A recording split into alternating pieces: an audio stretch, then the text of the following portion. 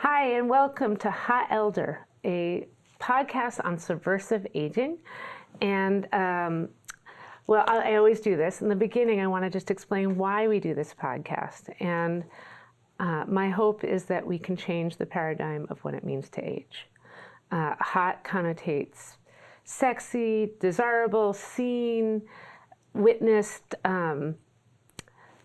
someone that you want to talk to, someone you want to be near. And then elder is about wisdom and someone you respect and look up to, someone who's in charge of a community. And so that's what my vision is for, growing older. We're going to find out more, though, because we have 3 guests today. This is my first time interviewing more than one person. And I'm going to have you introduce yourselves so that you can introduce yourselves any way you want. We'll start with you. Sharon, matrician. That's how you say your last name? Yes. Okay. And? My name's Barbara. There we go. And last I'm but not Allison. least, Allison. Okay. And I'm Amy Dawn Cotel. So we're going to start today by asking a question, and I feel like we'll popcorn it.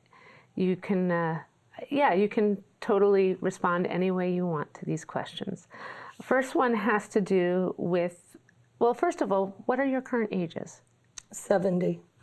Happy birthday. Just turned 70 in Happy August. birthday. Thank you. Yes. 77. Woo, double 7. Boop, boop. 72. Nice. Okay. And the question I first have, and I usually ask this question, is what does it feel like to be your current age? Which is a pretty large question, like it's a little too vast. So I add to that, does it feel like you thought it would to be this age? So let's start with that. Does it feel like what you expected? Well, I don't like it. You don't? I don't. But on the other hand, the vision I have in my head of elders is my grandmother. Yeah. With her Cuban heels and her, sort of corsety, tubular body. People dressing very, very old. Okay. And I don't feel the need for any of that. I just, my knees hurt. My fingers are stiff. I don't think aging is a fabulous thing, but hooray, I'm alive. And I'm moving and, Yeah, I mean, thanks for the honesty. But you're saying that your perception of what you thought it would look like to be this age is different in a certain way, in that how you perceived your grandmother isn't how you perceive yourself. Yeah, because I think life is different. Our culture is different. So let's talk more about that, if that's something for you or anything else. I don't feel different in my head necessarily. I think I'm still the same person I was. Obviously, there's physical things that happen to you when you age. But as far as being 70, I still have the same feelings as I did when I was younger. I still feel like the same person. You feel like the same person. Yeah. And, well, I'm going to ask this, hold that. I have a second question to ask around that. To me, it's just a number. I never can remember how old I am.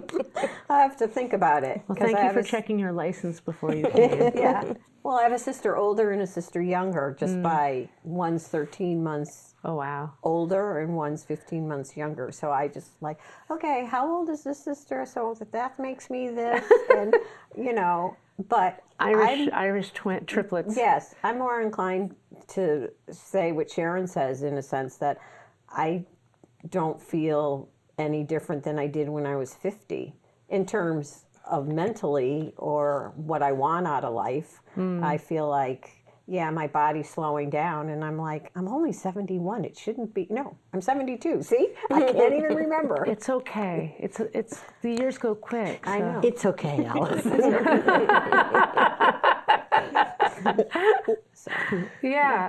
So the secondary question is, as a young person, we all have a perception of what it means to be old, right? Is it like, do you feel like you had this perception of your grandma being a certain way and you don't feel it? And you were talking about how society has changed. And you were talking about how, inside, and you were talking about how inside it hasn't really shifted for you. But is it what you imagine someone who was older would be like? Well, when I was 30, Yeah. I thought 70 was really, really old. Yeah. Now that I'm 70, I don't think it's that old. And, 80 and 90 doesn't seem that old. That's great. So. Yeah. So, because that's always an interesting thing to me. In my 30s, I think that's when I had the idea to have a magazine called Hot Elder. So I was already thinking about this then, because I wanted to, I wanted to be able to continue to be seen. Do you know what I mean? And that's one of my questions, and maybe I'll get to that one now. I don't know if I care as much now that I'm getting older, which, so that's the question. Let me ask this. Are you perceived by others differently than you were when you were young, and in what ways? That's interesting. My daughter my daughter's pretty grown up. She's heading down that road of adulthood. She's got 3 kids, one's in college. She sometimes says I'm less brave, I'm less independent. Okay, so that's how your She'll say, like, what happened to you? But then I have to sort of put that side by side is those years I was kind of the boss, I don't know how old she was, 14, 15, 16, where you see your parents as being really huge. Yeah. Yeah, that's interesting. Yeah, how you're perceived. Right. And that's in a personal, like a close family. But what about the larger community too? Like, how do people, when you go places, are you treated the same way as you were when you were young? Sadly, I use my age to my benefit. I'd like to hear more about that. And then I would love you guys to talk about that too. Yes. No, tell I think us more, if somebody please, says, Barbara. can I get that for you? I spent years being this earth mother and saying, no, I'll climb up those shelves. And now I just say, sure, sure. I feel like I'm treated the same, and I kind of feel like they don't care how, in some situations, they don't care how old you are. They expect you to know how to do things computer-wise and phone-wise, because everything is becoming, you need to do it on your phone, or you need to do it on your computer. I feel like, in some senses, I can still do that, but I think there's going to be a time when I probably can't do that, or can't be as efficient doing it. Well, you don't have to worry. AI will take over. Yeah, okay, maybe. I think they expect you to keep up with what's going on. And right now I can. I don't know if I can always. Or maybe you won't even want to. Or that. That might be it more than anything. Because I feel like you probably could still climb those ladders. I could. But why will you if someone Why else is should willing? I? And also you have knee issues. Why not let someone else do that? I think somehow when I was younger, I was a lot more invested in being, that person that could do anything. So maybe your ego is more invested in that particular aspect. Of the person that could do anything? Yeah. Not now. No, but I'm saying in the past. Sure, Yeah. sure. You wanted, that person you imagined yourself was not somebody that needed help carrying the groceries out to the car. So like a feminist perspective, perhaps. Yes, absolutely. I get that. I get that. And now I think I deserve a little a little care from my community. And what about you? As far as being perceived in a certain way, I honestly don't really care. I don't think I ever cared when I was younger You didn't. how I was perceived. I was who I was, and I feel like I'm still who I was. I love that. I think we morph into certain people during our work time. Like we have to become a little bit someone different during work time, but I don't really care how I'm perceived. Wow, and you never have. Not really. That's great. I did. I think that's part of, like, I don't usually talk about myself, but I feel like maybe it'll bring something up for you guys. Having grown up on Long Island, there was such a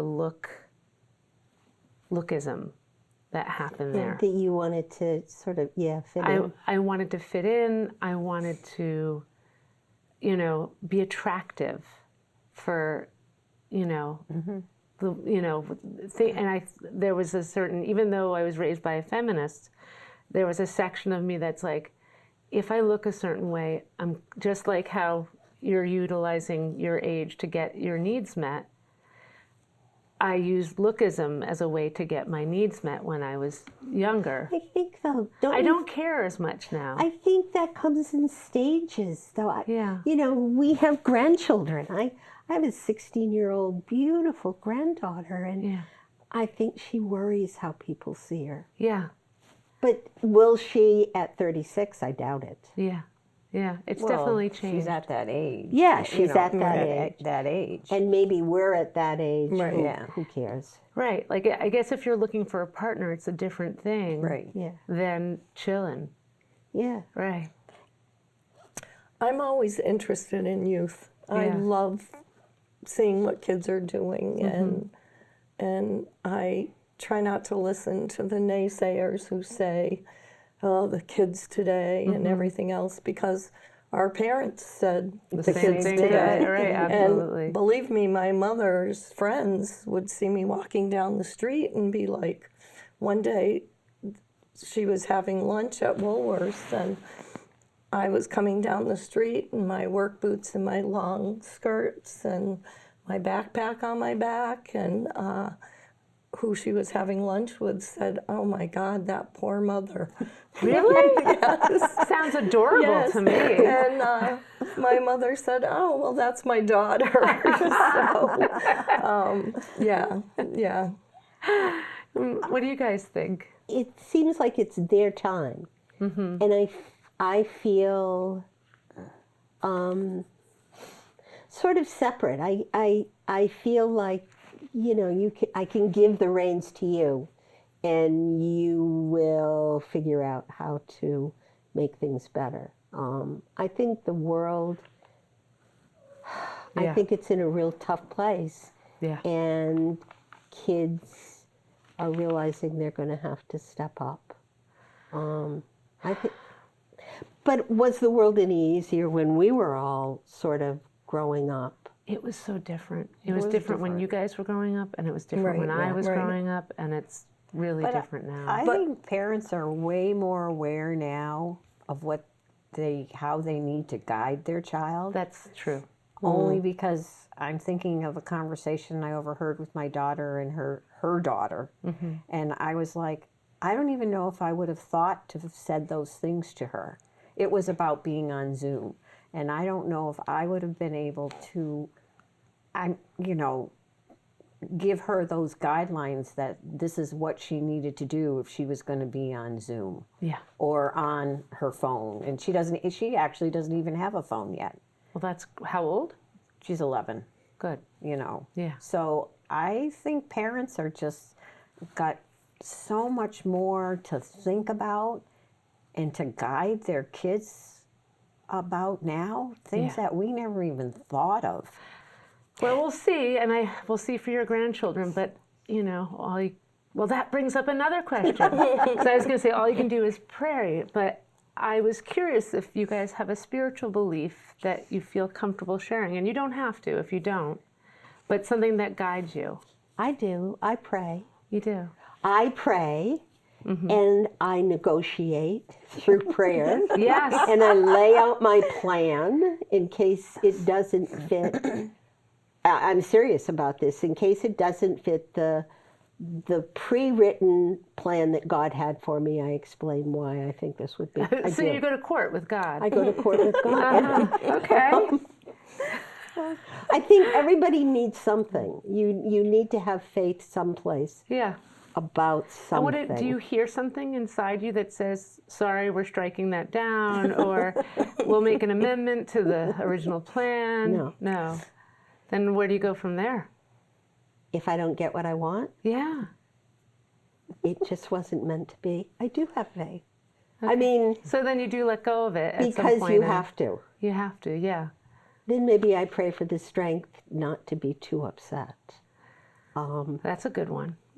I don't know. But I do, it's important to me to have faith in something. I have faith, but I used to be a churchgoer, but I'm not a churchgoer anymore. I just didn't feel right anymore. I just didn't like what they were saying or what they were not doing or doing, and It's too dogmatic. it was Catholic, Okay. Okay. you know. So But I can feel really proud of that new Pope. I hear that he says things that I've heard that too. I think, oh my God. The one before was pretty progressive comparatively too. But this one Right. seems This to one's, be yeah. so far along. He's like he's saying things directly to certain people. It's like, with his whoa. baseball cap on. Wow, I didn't know that. And Nature would be my spiritual place, and Yeah. I don't particularly believe in a God. I think there's something probably up there or somewhere, but nature is where I would you feel find peace. and- that peace and connection. Yeah, yeah. And helps you with your thought process. Yep. And, yeah. Yeah. Okay. I relate to all of you. Okay. Good. Let's see what's next. In life, we all experience heartbreak and pain. You know, we don't. If you live long enough, something happens. What is your experience with that, and how has it changed you? Just to get a little deep. Well, I think it's all a part of life Yeah. that we all have to go through, and certain people that leave us or certain things that happen to us, we react differently for each particular instance. Yeah.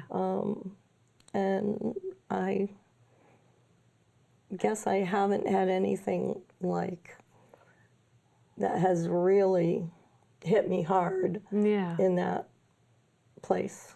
Yeah, Wow. yeah. 70. Wow. I mean, I've had terrible. I mean, there's been You've had- people I mean- who have died Right, and right. And who were hard close to situations. me, and I've had hard situations. But So how did you make, like, what was, like, did it change you at all, or did it make you grow, or? I guess I'm just a positive person, and I always try to be optimistic.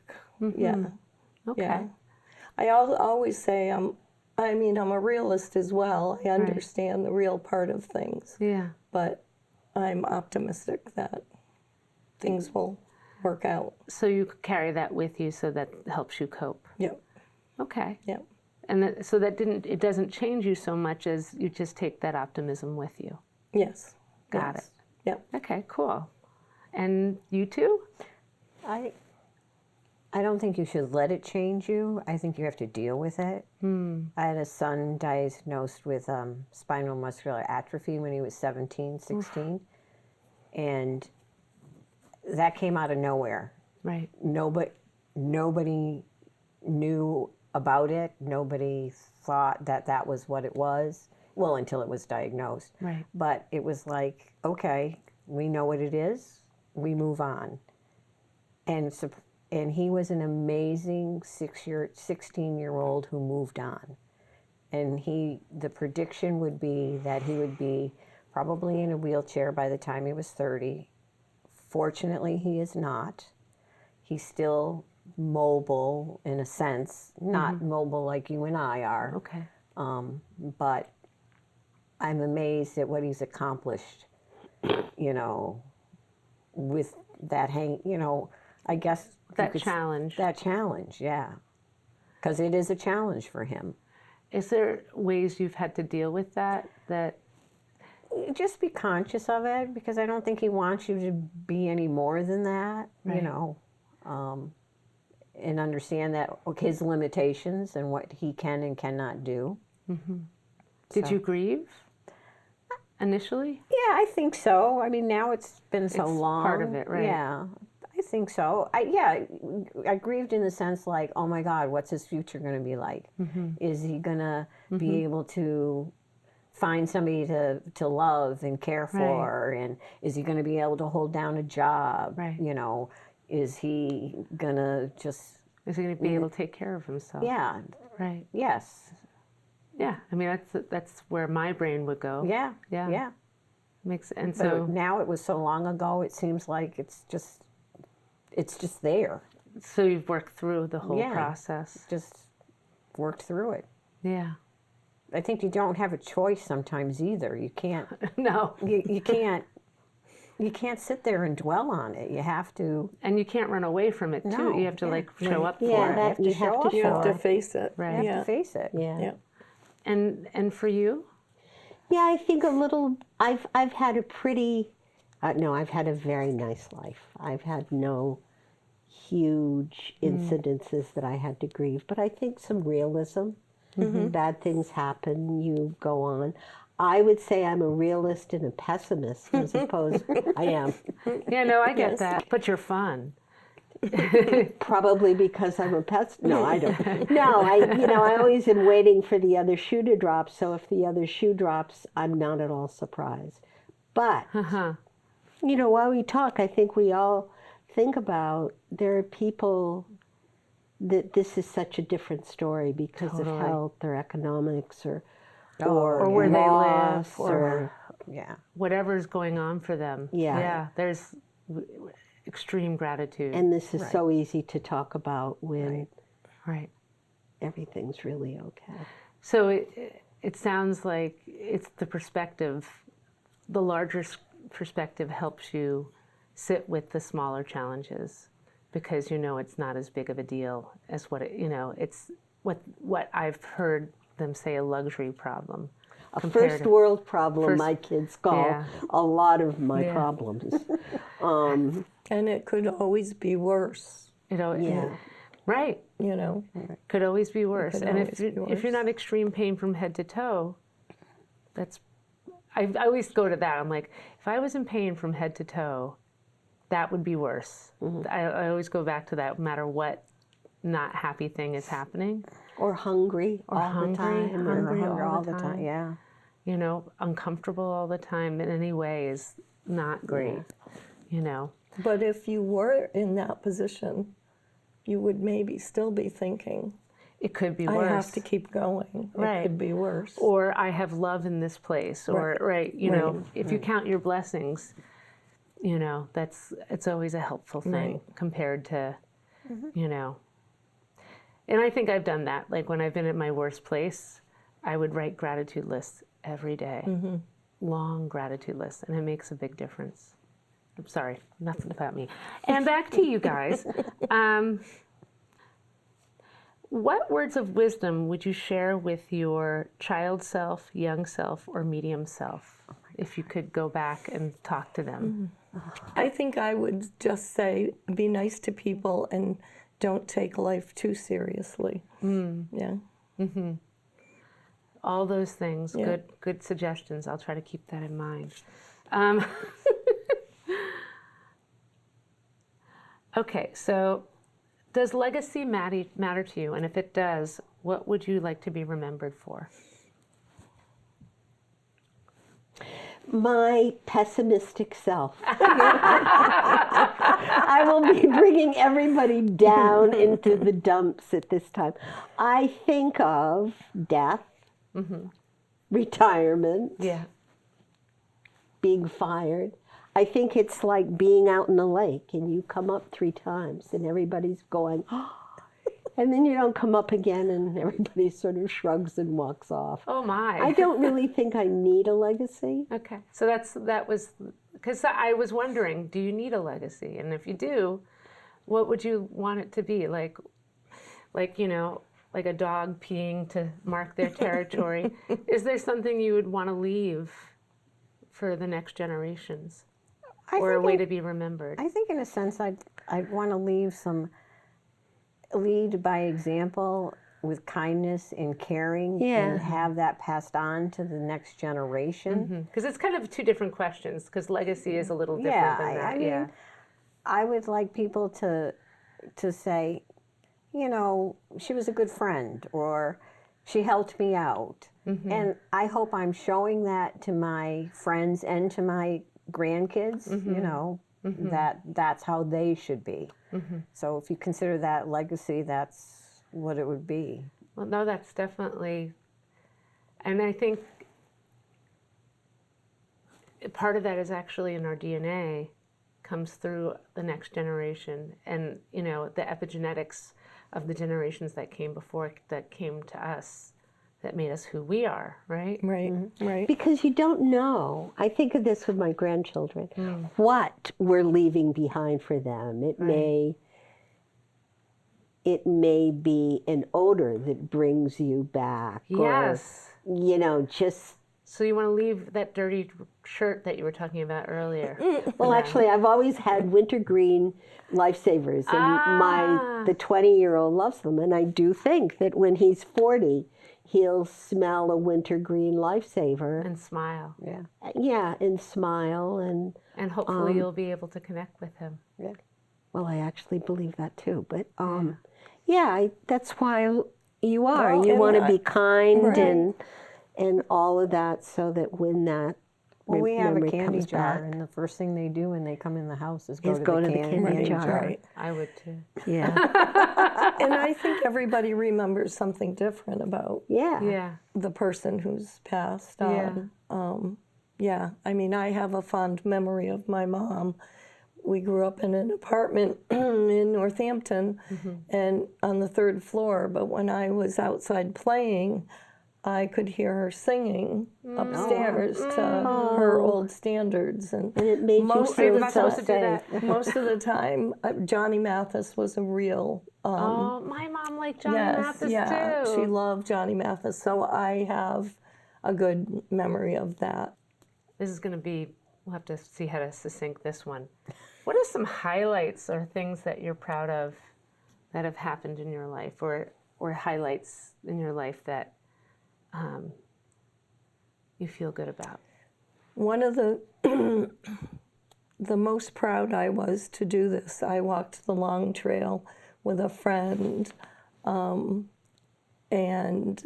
I was in my 50s.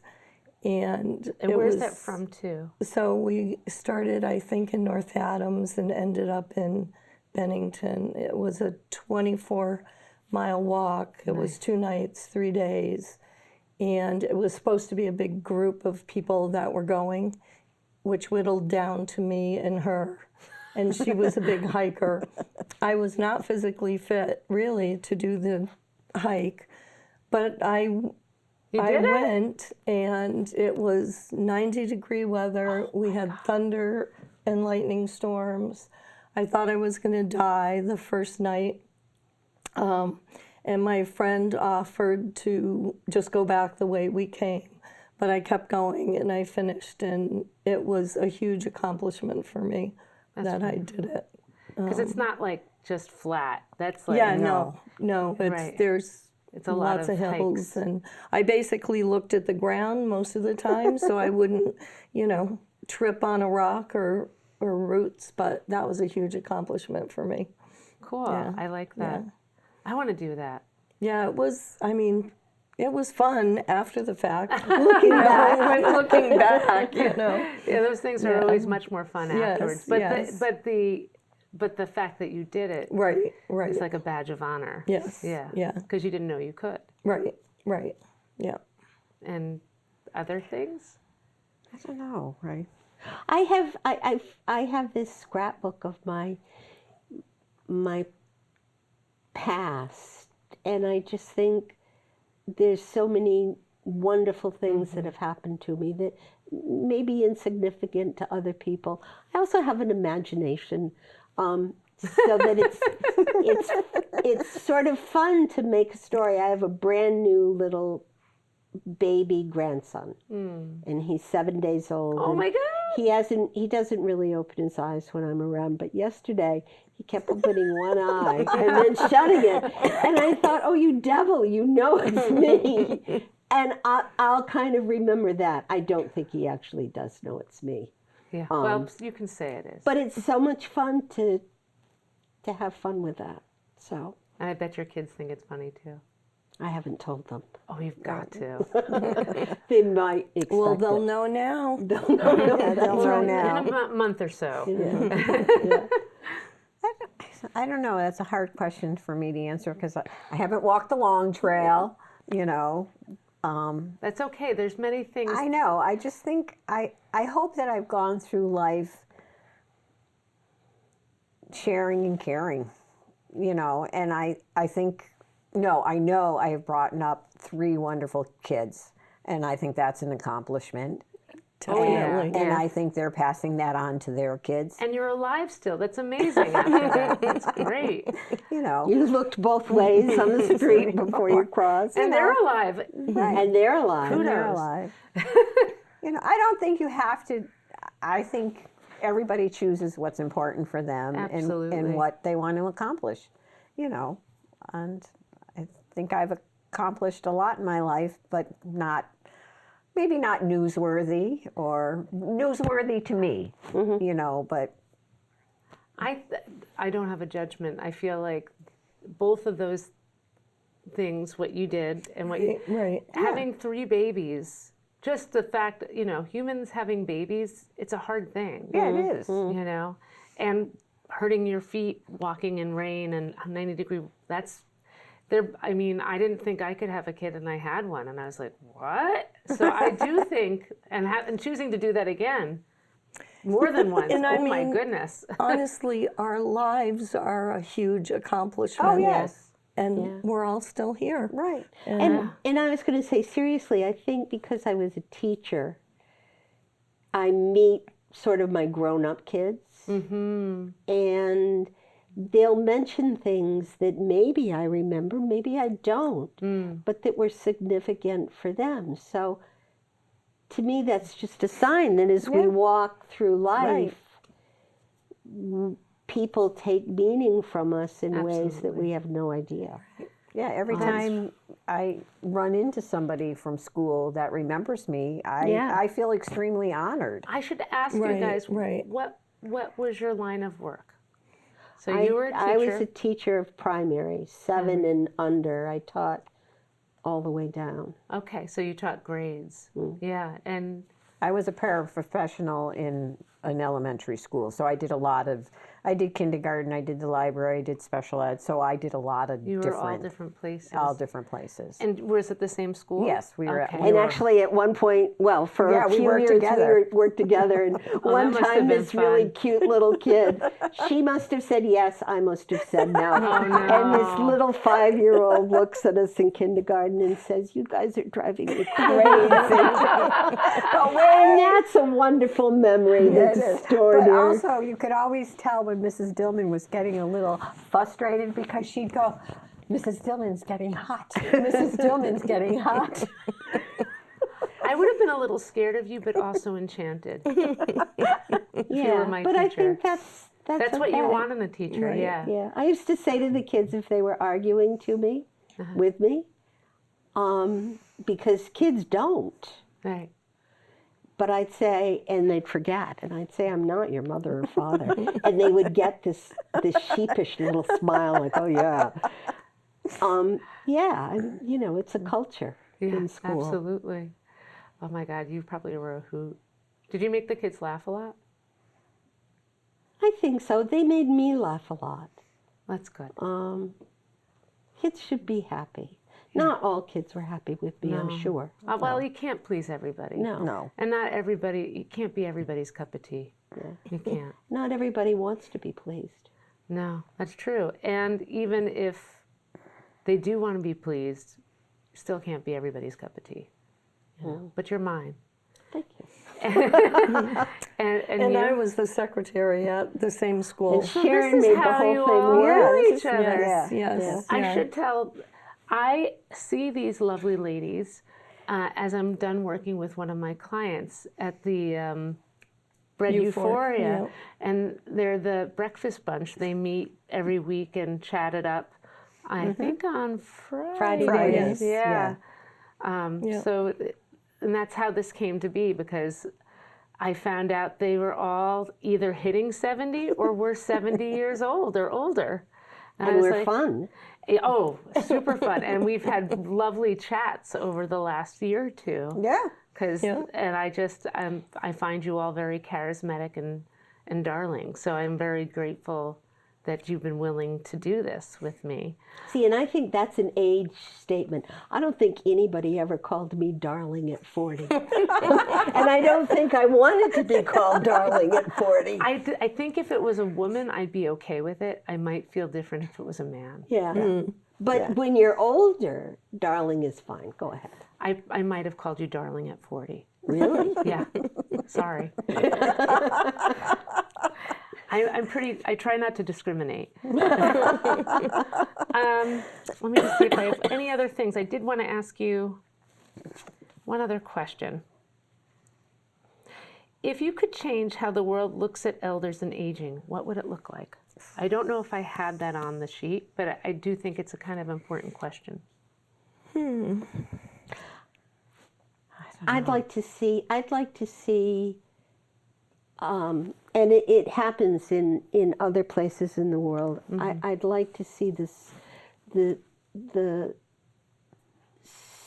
social grace try to make older people's lives easier. Not necessarily mine. I don't think I need that kind of thing at this point, but my heart breaks for people that are, sleeping rough, or I particularly think that for elders, are owed a certain amount of respect and ease in their life. I agree.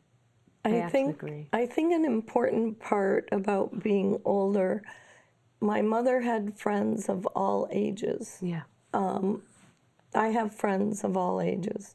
I basically just think everybody's my age, whether they are or not. I mean, I never really want to go live in a place that's 55 and older. I like having a neighborhood where I see people of all ages. Yeah. And I think it's important. So you think if people want to live in community that's all age, that should be something that is embraced. Right. Yeah. I like that. And how would you like? I have friends of all ages also, and I think that helps keep me current and busy and,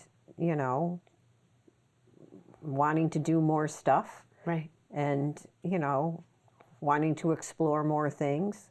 And I think the things that they offer for seniors nowadays is so much better than it was 10 years ago. I mean, you go to any of the senior centers now, and there are art classes, there are book reviews, there's music, there's games, there's just so much. Great classes, fitness stuff, Yeah, like a lot of fitness stuff. Just everything. Right. So I think as a society, we are starting to embrace the seniors more so than. Good. My mother didn't have these opportunities. They didn't have a senior center. They didn't. No, she lived not here. The senior center Right. It didn't exist. Didn't exist. When did it start?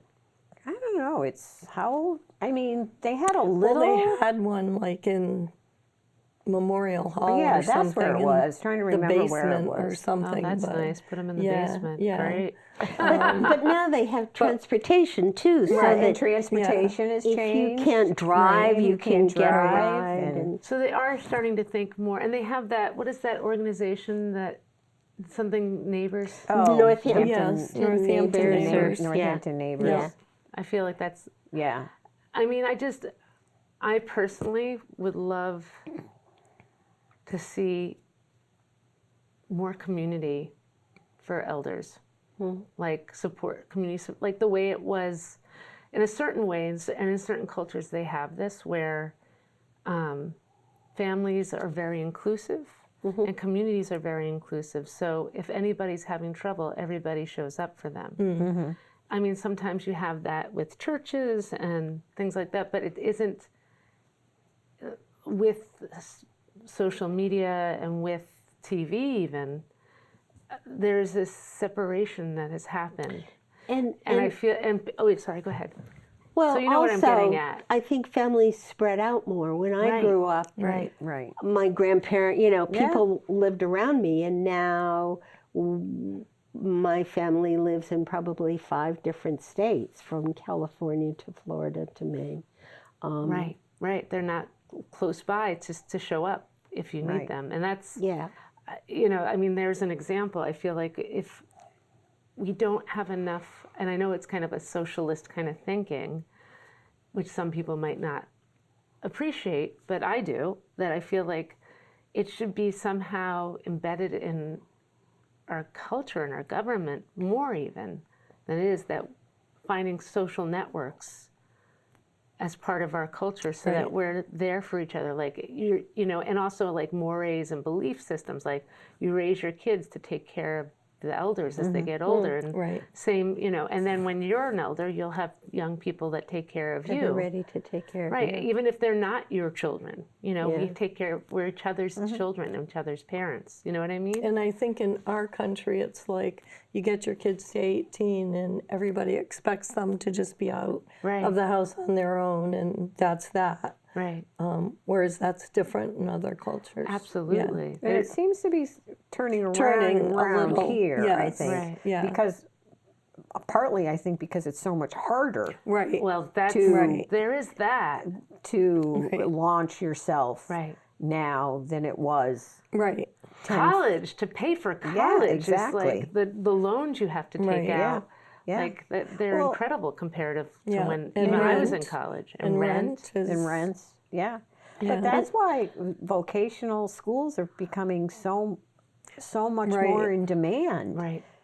I mean, for a lot of reasons, Like we need people that actually can do have the skills to do things. to do things. Yeah, I am curious with the AI coming up, how if that's going to squash some of this stuff, but I hope not. I hope that there's that's always... going to be a whole nother ball game. That's for a different podcast, I suppose.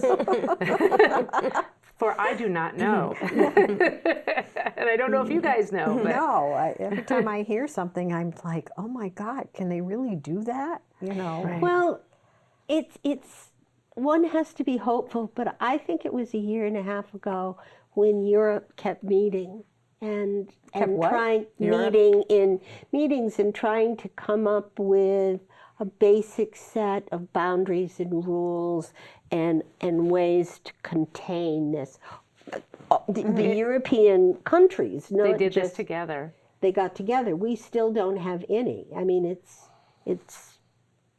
the Wild West. It's scary. Well, hopefully we catch up soon. We'll see.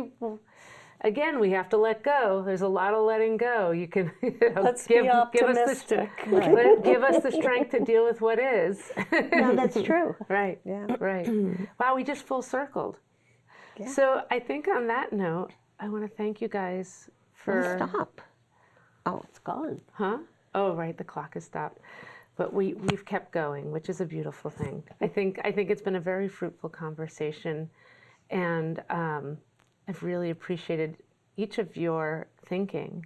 Well, thanks. It was. It actually was fun. Yeah, it was. It wasn't that painful, was it? No, it was a lot different than I anticipated, No. and I enjoyed it. Oh, good. Me too. Enjoyed it. I've enjoyed every single conversation I've had, and I've grown from. Yeah, you guys are helpful.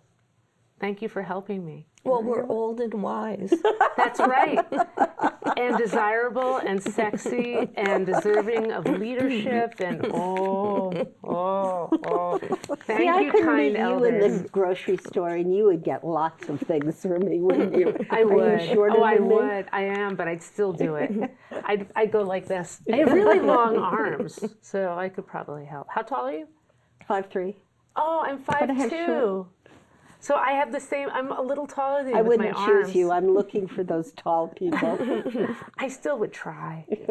I would run over and do it because of my ego. I have to say, this isn't going to be on, right? Oh, we have no idea. But if you say no, this happened the other this day. is off the record. So I'm trying to get cereal. It's way back on the top shelf. I'm too old to climb up on the shelves now. Yeah. Well, My it's knees too hurt. dangerous, first of Pretty all. dangerous, yeah. And I'm looking around. I and think you there's should keep this, actually. absolutely nobody that's tall around. And then there's a guy. I'm looking at him. I think he's shorter than me. I don't even ask him. And I just thought, screw it, I'm going to do it. And so I get a box and I'm banging and Good all for of this. And finally I get it. And from behind me comes a voice from this guy.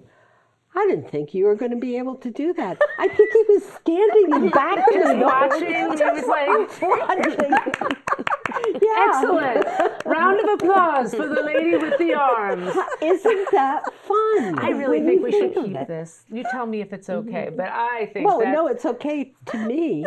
I think you should start taking one of those grabber things. Oh, right. They should have them. They have that. They have have them in dinosaur clothing- versions. And they have them in clothing stores. I just found out Penny's has them. They have them When's in your clothing birthday? stores? June? Think about it. What? We'll all chip in and get her one. Oh no, I have a new hip. I got one. Oh, you got one of the things? I actually have a dinosaur from when my grandchildren were little. Oh my gosh. And then they give you insurance. It's a beauty. It's a very nice one. Well, something to look forward to. But I don't take it to the grocery store. If you had two of them, it'd be like Edward Scissorhands. Right. All right, my friends. I use Thank mine you all the again. time. Thank Thanks. you. Thank you Thanks. so I much. keep Thank watching you. one in the laundry room. Hot Elder is created and hosted by Amy Dawn Cotel, edited and produced by Katie Beyer, recorded at eMedia in Easthampton, Massachusetts.